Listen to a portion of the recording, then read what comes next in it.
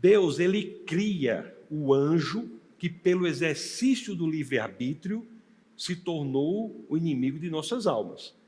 Deus cria a possibilidade do mal. Ele não faz o mal.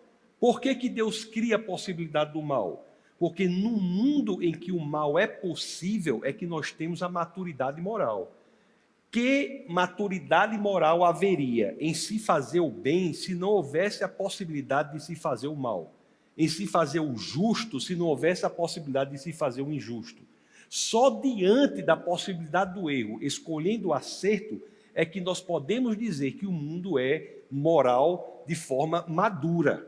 Você pode até forçar uma pessoa a se comportar como se amasse você, mas é impossível você forçar uma pessoa a amá-lo verdadeiramente. Uma pessoa só consegue amá-lo verdadeiramente se ela tiver a opção, a possibilidade de não amar. Então, a possibilidade do mal, a possibilidade de um anjo, por exemplo, escolher, por orgulho, afastar-se de Deus e se tornar inimigo de nossas almas, a possibilidade do primeiro casal desobedecer a Deus e comer do fruto do conhecimento do bem e do mal é um pressuposto lógico da maturidade moral. Do contrário, nós viveríamos numa ética robótica, que é muito inferior à ética em que nós vivemos.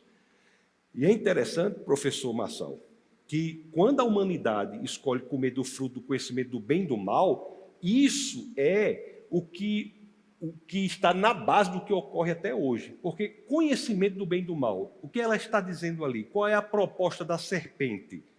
A proposta da serpente é a seguinte: não basta que você tenha sido feito, casal, à imagem e semelhança de Deus, como é dito lá em Gênesis 27. Você pode ser como Deus, conhecedor do bem e do mal. O que é ser conhecedor do bem e do mal? Qual é a proposta? A fonte da moralidade, o que é certo, justo e verdadeiro, não é mais Deus, pode ser você.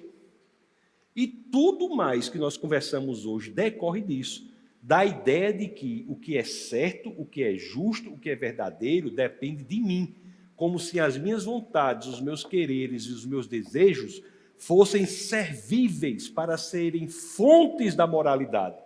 E o que é que se diz hoje? Você quer? Como é que pode ser errado algo que você deseja tanto? Quando alguém diz para você como é que pode ser errado algo que você deseja tanto, a pessoa está dizendo o seguinte: a fonte do que é certo, justo e verdadeiro não é exterior a você, é você. É como se você fosse servível para dizer o que é moralmente certo, quando na realidade a fonte do que é certo é o próprio Deus.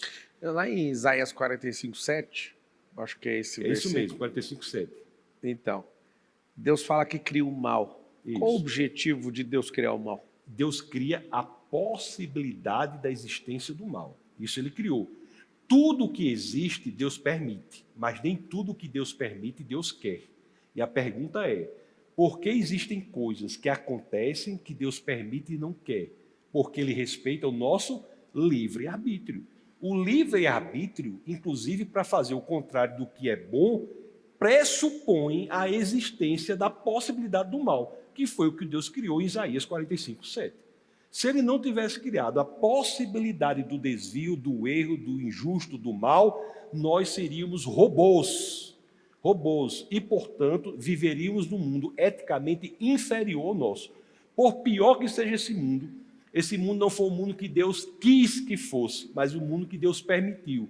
Porque esse mundo que Deus permitiu é o mundo em que há o erro e o acerto, o injusto e o justo, o certo e o errado. E, portanto, é um mundo em que, diante da possibilidade de fazer tudo errado, nós temos a possibilidade de fazer o certo. E por isso que de nós pode ser dito que nós somos seres criados moralmente maduros.